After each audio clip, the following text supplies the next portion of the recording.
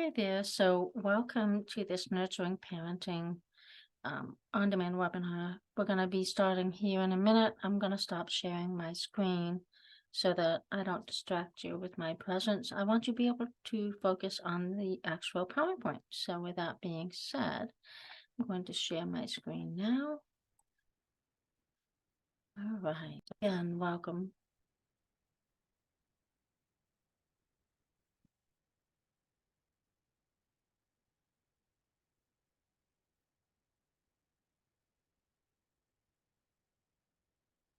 Okay, so for today, what we're going to be talking about is the Nurturing Program for Parents and Their Children with Special Needs and Health Challenges workshops and webinars with the topic of communication and advocacy. So again, thank you for being here today. I know how busy you are, and I appreciate the fact that you are here. My name is Cindy Lavasser. I am a prevention and wellness specialist with Blue Ridge Behavioral Healthcare. I also have an Associate of Arts in Education and a Bachelor of Science in Special Education. I have been married to my husband for over 30 years, and we have 2 adult children and a grandchild. The most important thing that I will share with you is that my adult son was diagnosed with autism in the late 1990s, and our adult daughter also had a rare and life-threatening medical issue as a young child. What this means is I come to you with something in common, and my life journey has led me to be here before you today. I want to help make a positive difference in the lives of families who have children or young adults with special needs or other health challenges. So, this workshop today will help you build skills to learn how to effectively communicate and advocate for your child to ensure that they are getting what they need to help them reach their fullest potential in life.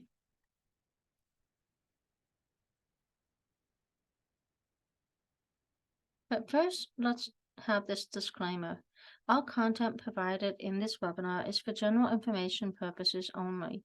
All of the information given is provided in good faith, and Family Wellness Roanoke will not be liable for any errors or omissions in the content provided and will not be liable for any losses, injuries, or damages from the display or use of the general information provided in this webinar.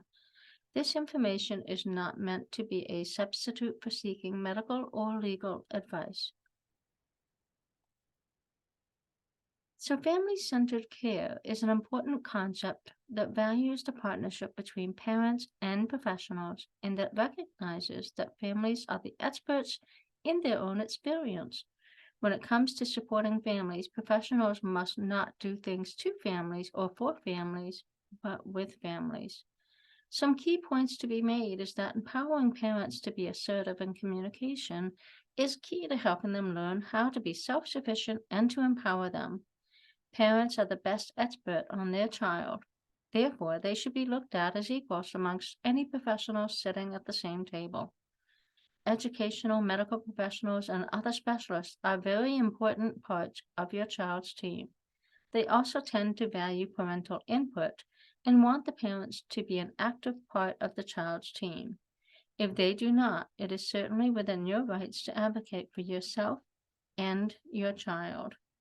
Now, this quote from Project 0 to 3 is very, very powerful. The partnership between parents and professionals is based on a realization that everyone's role is important. That we do together is greater than what any of us can do separately. So let's talk advocacy. You are the most important advocate in your child's life. You can let others know what your child needs to be successful.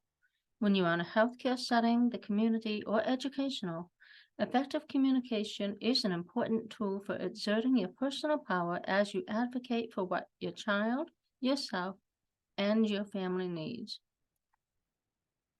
Now, there are 3 types of communication paths that parents who have a child with special needs or a significant medical issue can take when communicating with their child's medical, educational, or other service providers. First, we have assertive. This is when you stand up for yourself or your child and express yourself without harming others. Get your or your child's needs met in a positive way. Then we have passive. This is when you make no attempt to get your needs or your child's needs met as you feel that you don't have a voice. You may feel powerless or resentful. Then there's aggressive. This is an attempt to get either what you or your child needs with no consideration for anyone else. Sometimes this can result in hurt feelings. The common sense approach is that parents should choose the assertive method. I know there are times as a parent that your emotions can get the best of you if you are feeling frustrated. I have been down that road a few times myself. I have had great visits or meetings with my children's team members over the years and not so good ones. I have had some that ended up skirting the edges of due process. What I have learned from over 25 years of advocating for my children is that your words are more powerful and lead to meaningful change when delivered in a calm and concise manner.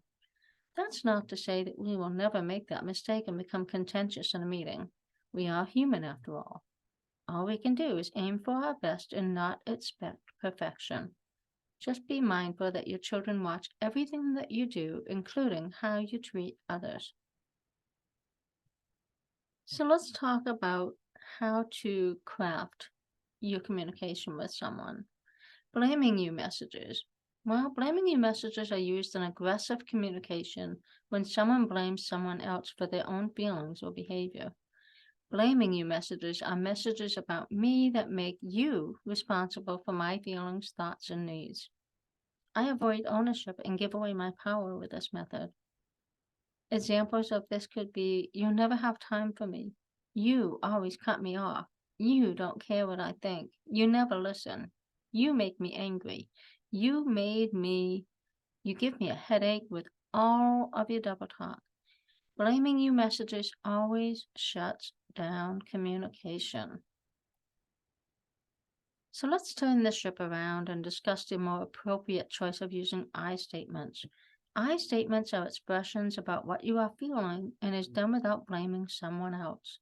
For example, when speaking to your child who has chosen not to pick up their belongings off of the floor after you have asked them to, instead of you pick up these things this instant in an angry tone, which is likely to elicit rebellious behavior from the child, why not try saying, I feel frustrated that I asked you to pick up your things off of the floor and you have chosen to ignore me, which hurts my feelings. Here are some other examples that you can fill in the blank with. I feel sad, mad, scared, happy, confused. Now let's spin this into how you can use these phrases for conversations between yourself and the professionals that you're interacting with, such as educational and medical staff. An example of that would be, I think it would be more beneficial if a daily journal is being sent home with my child every day, since they are nonverbal, as this would provide me with the means to help encourage language development if I can talk to my child about their day, even if the conversation is one-sided for now. Just because my child is nonverbal does not mean they cannot necessarily find a way to communicate with me. Another example is, I need an appointment with the teacher, principal, or doctor. Another example would be, I feel frustrated that my suggestions regarding how I feel my child may be better supported in the classroom is not being met with an open mind. Now, I statements are messages used when being assertive. I statements help you express what you think and feel and are simply used to ask for what you or your child needs. I understand that sometimes, but for the mere fact that you are human, you will make mistakes and say things out of frustration and being just bone tired. When this happens, the right thing to do is to take ownership of your mistake and make amends, which is also an important skill for children to learn. You messages are expressions, again, about someone else or your perceptions of what someone else feels, thinks, needs, or best guess. Give choices. Like, for instance, can you meet on Monday or Tuesday? Give praise. I appreciate your time. Gain clarification. You seem open to listening and problem solving. You seem rushed right now. To ask questions, would you like me to call at a specific time? And to reflect feelings, you seem frustrated with the process. Your messages can be positive if they are used to help clarify another person's thoughts, feelings, or needs, or to emotionally support someone. So again, there's a difference between you messages. It's all in how you're using the message. What you want to try to do is to avoid making it a confrontation. Now, I personally like this quote from professional nanny and television reality show actress Jo Frost. She says, mean what you say and say what you mean, but don't say it mean.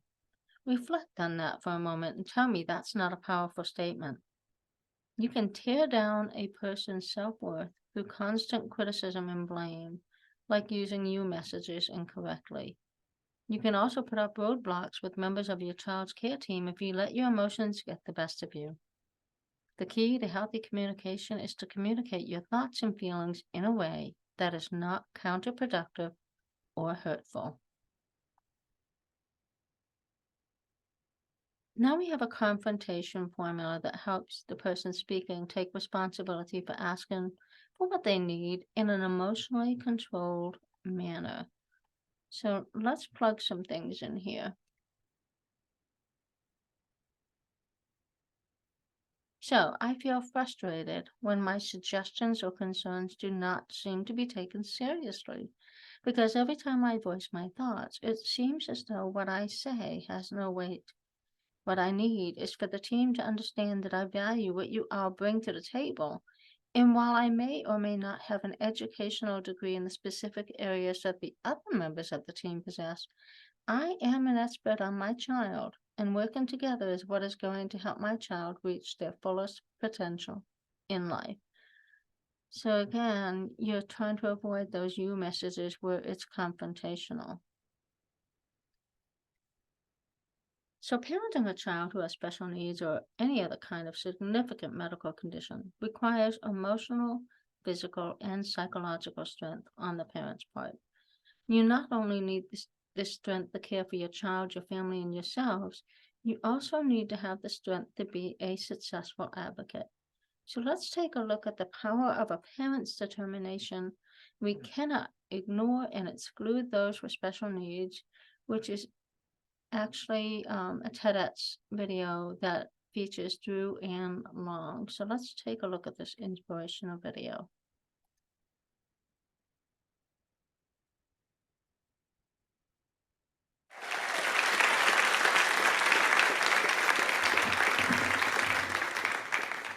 October 9th, 2000, my second daughter, Caroline, was born. She was so beautiful, and she was absolutely perfect. I left the hospital with a healthy baby girl. Well, that's what they told me. Caroline's first year was great. She hit all her milestones and was developing just as she should. After Caroline's first birthday is when things began to change. I was noticing things that just weren't right. By the time Caroline was 18 months old, she began to regress. She could no longer use her hands, feed herself, toddle around, or babble. It was absolutely terrifying. Caroline was soon diagnosed with Rett syndrome, a rare genetic disorder that affects every aspect of her body and her life. Caroline will never walk or talk, and there is no cure. When I realized the amount of care that Caroline would require, I quit my job in the financial industry, and I started my new job, a special needs mom. The life of the special needs family can be extremely rewarding and also extremely challenging. Many things my family does requires extra planning, and we have learned to be extremely flexible.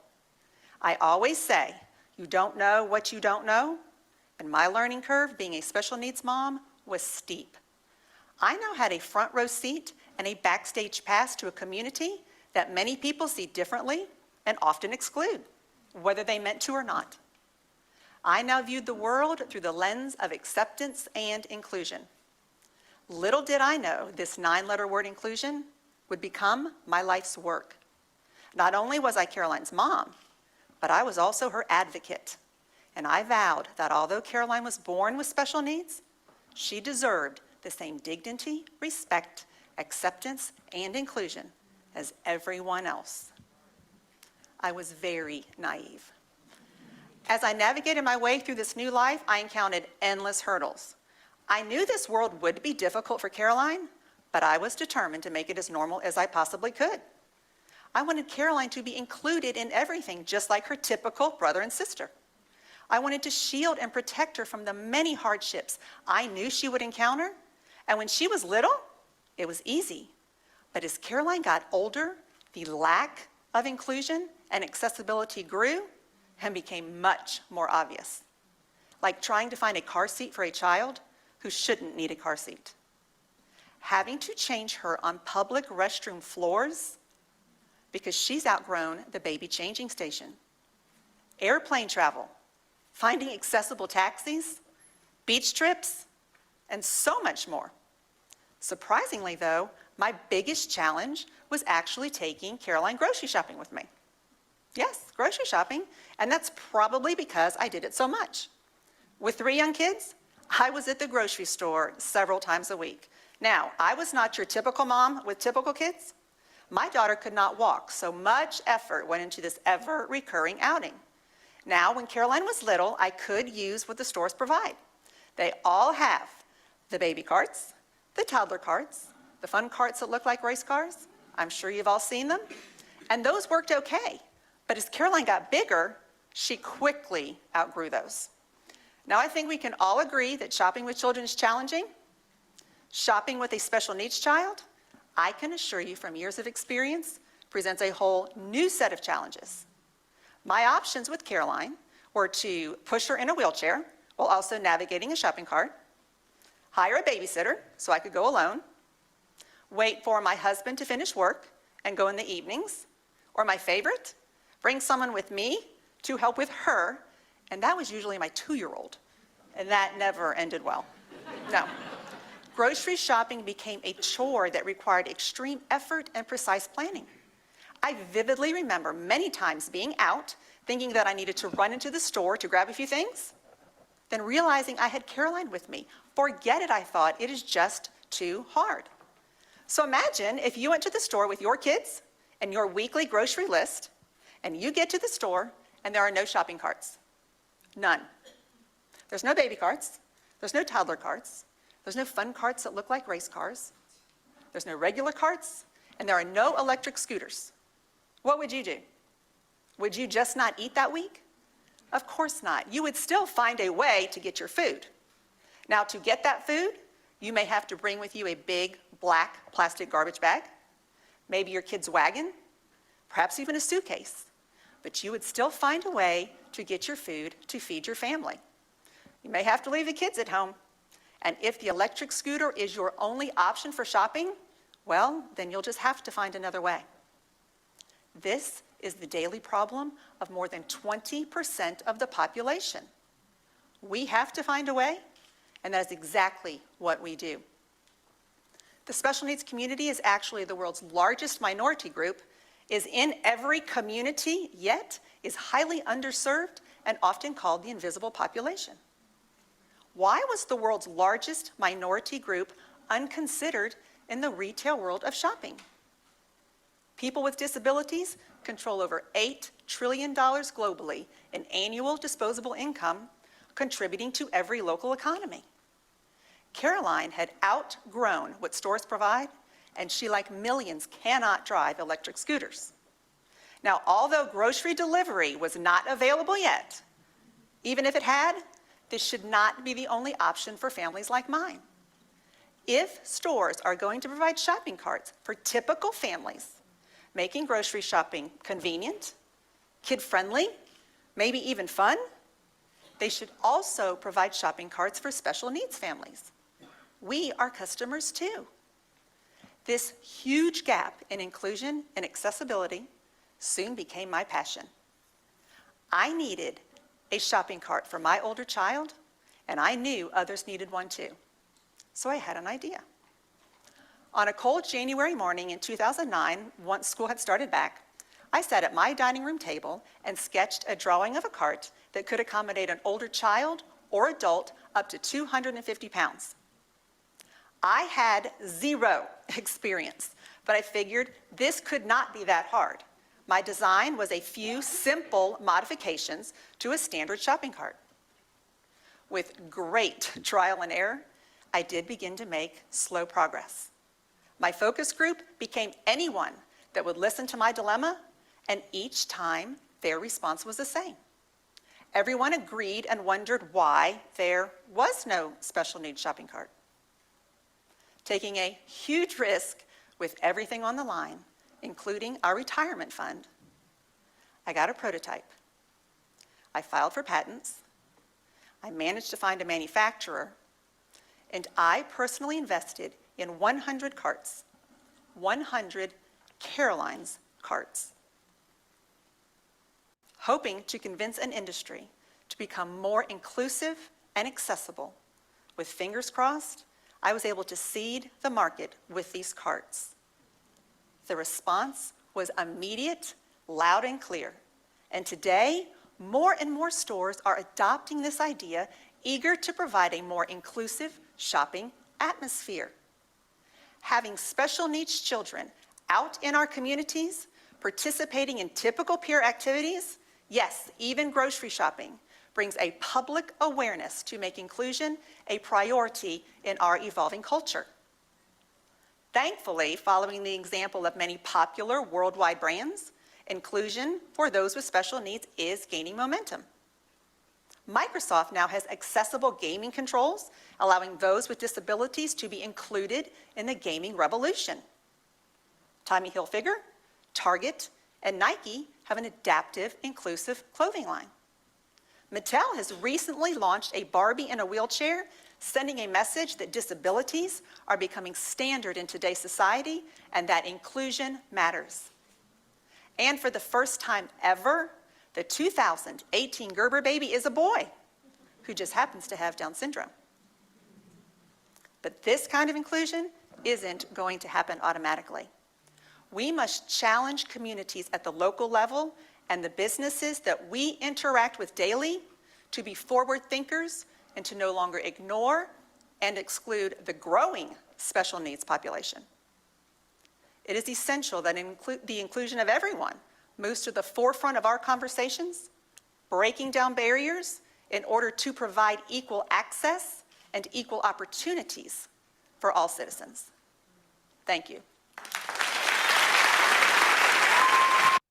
So absolutely, as parents, we can advocate to make positive changes like that. So think outside the box if there's something in your community that you feel that you need to address, and then see what you can do with it. Now, here is a helpful resource for both families and educational professionals. As stated on the Parent Education Advocacy Training Center website, they have positive futures for Virginia's children by working collaboratively with families, schools, and communities in order to improve opportunities for excellence in education and success in school and community life. Our special focus is children with disabilities. A lot of resources here for both parents and educators. So this is some additional great content from Parent Educational and Advocacy Training Center's website. What can you as a parent do to teach self-advocacy? This is a phenomenal concept that we need to be thinking about as parents and as educators. Figure out what your child is good at and what they need help with. Make a list of people and programs that help support them. Learn about laws or policies that support their needs, and learn about their disability and how it affects them. Role play with your child, or maybe include a friend or a teacher to practice skills. Set up real life experiences as often as you can during which your child can communicate their needs and wants. Encourage your child to go to their IEP meetings or other meetings and to share their ideas, dreams, and concerns. So, a fast fact: there are many ways for children to share information. Young people with significant disabilities can be good self-advocates. They can communicate verbally or in writing. They can use technology like speech-to-text software. They can use Braille, sign language, pictures, photos, letterboards.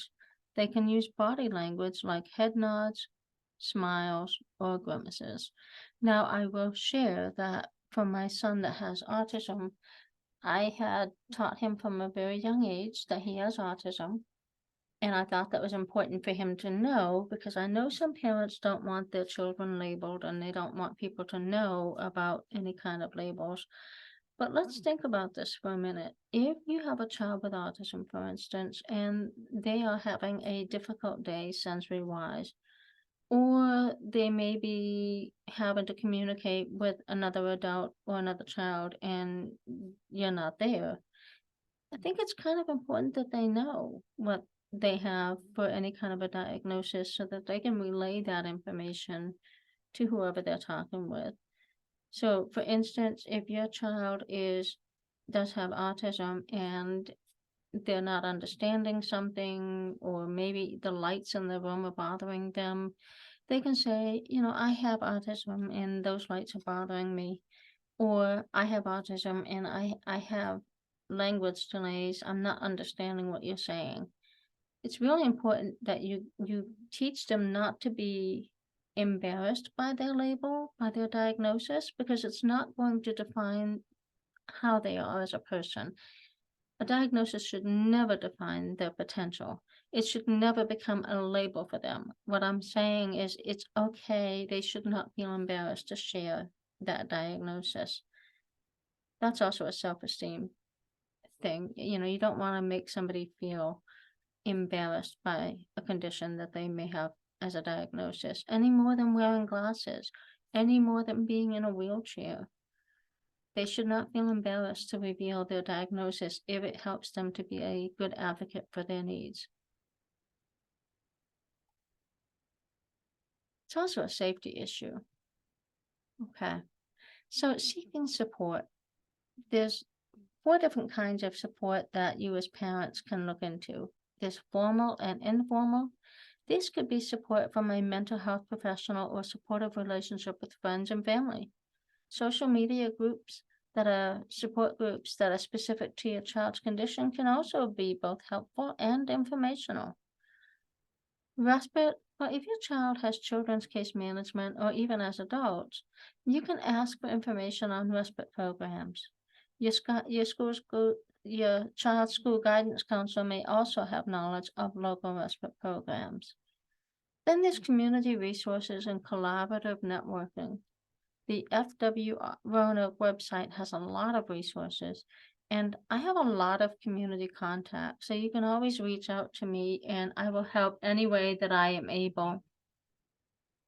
Again, our website is www.fwroanoke.org.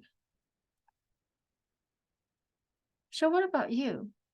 What are you doing to advocate for yourself and attending to your own self-care? Hold that thought. Check out this video that I stumbled across one day that had a profound effect on my view of my own self-care practices. Maybe it will have a positive impact on yours too.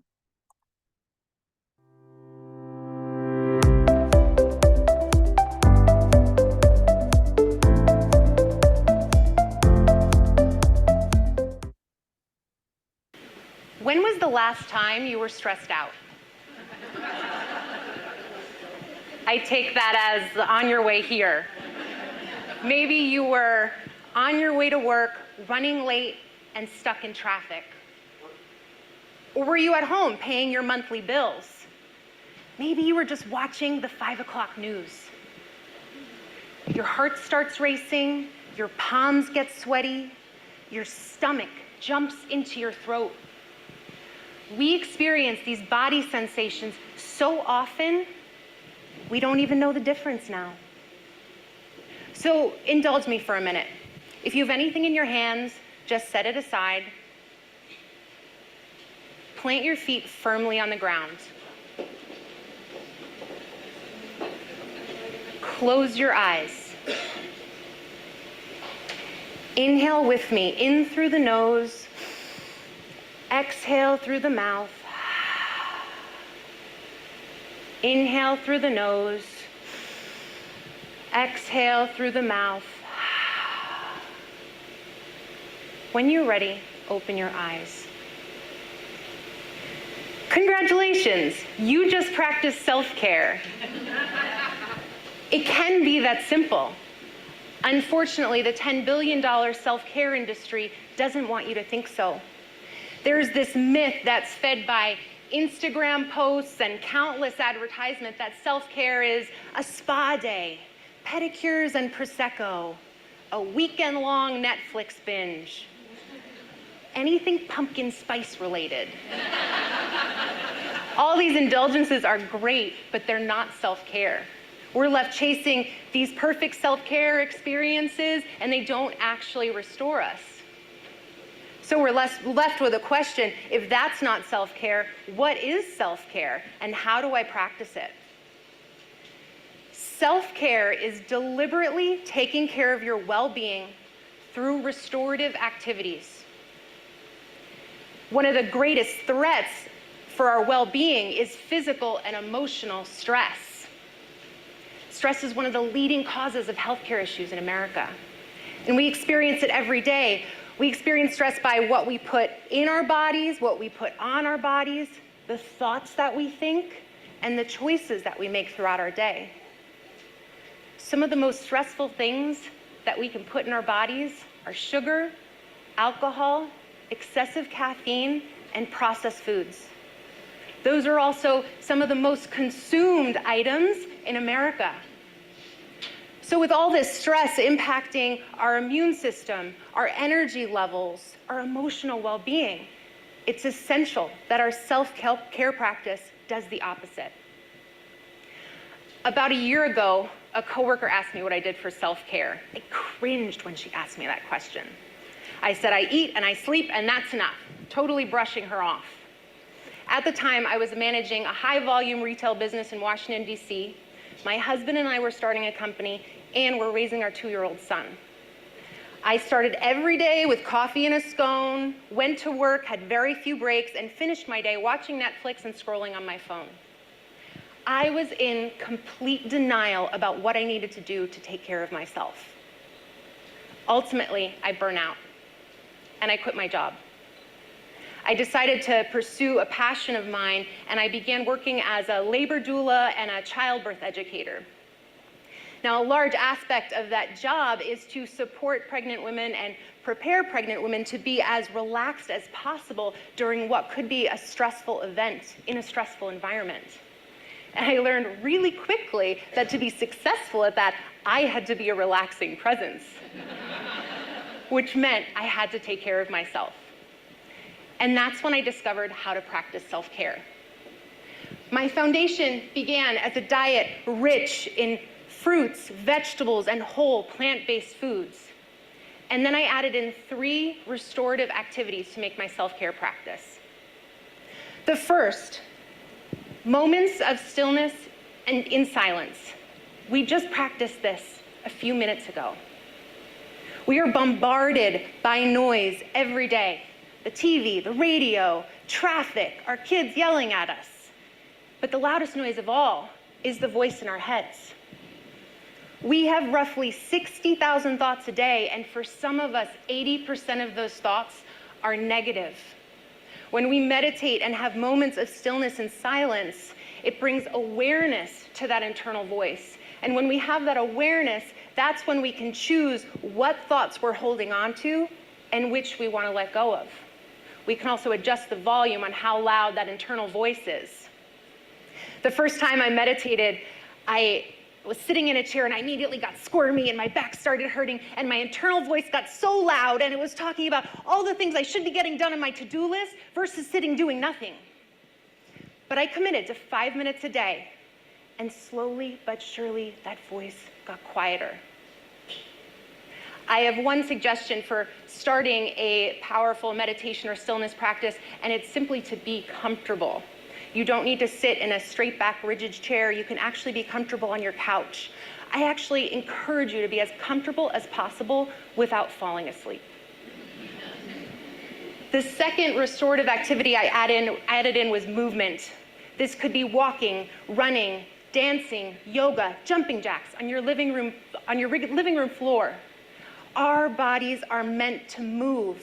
And when we move and when we exercise, it creates endorphins, which first, they help sleep, which naturally reduces our stress. And it also sends a positive feeling through the body that's similar to that of morphine. You don't need a fancy gym or trainer to do this, although they may help sometimes. And just 10 minutes a day makes a difference. The last restorative activity I added in was time in nature. According to environmental psychology, time in nature will improve your mood, reduce stress, and improve cognitive function.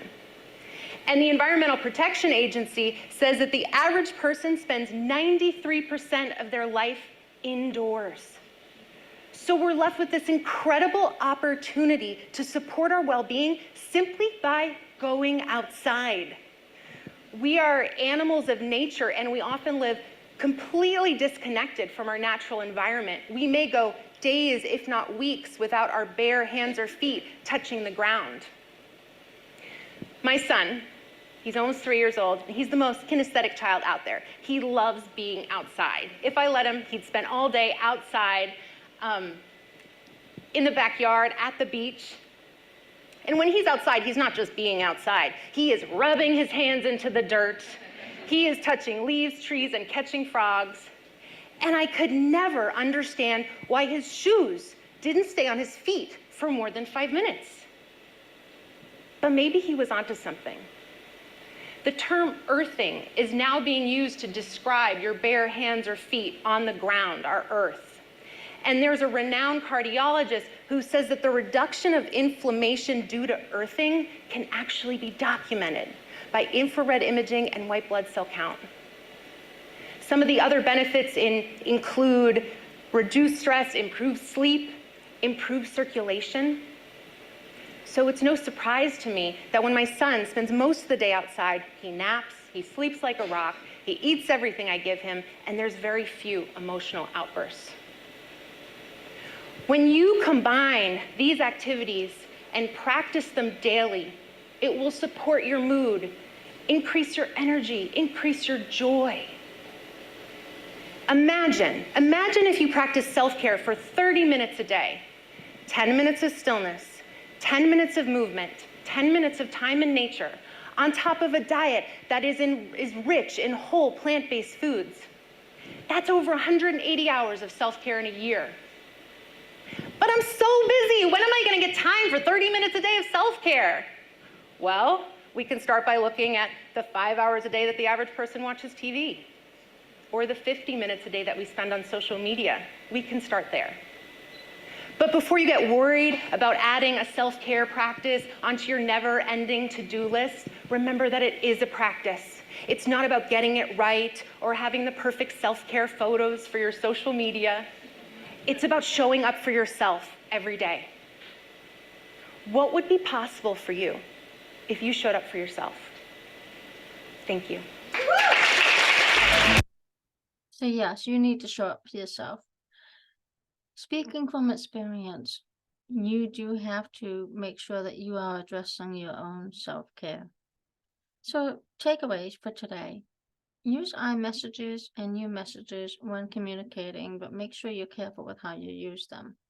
Remember the confrontation formula. State what you are feeling, that you are either mad, sad, scared, glad, frustrated, annoyed, etc. Name the behavior without blaming. Again, you're trying to avoid the confrontation. And then name the belief behind the feeling. Why are you feeling like that? What examples can you provide? And then finish it off with stating what your child or yourself, what you need. And reach out to one person, whether it be formal or informal, for connection and support. Try to find someone and work on your own self-care plan. So here is information, my contact information, as well as our website and my email. I will leave this information up here for a moment.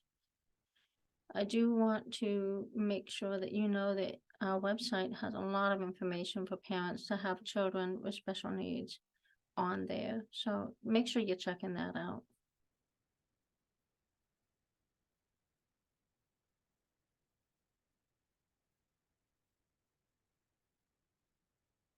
And then again, I want to thank you all for participating in this on-demand webinar. I will be posting more different topics as time goes on. So please be sure to check back here often.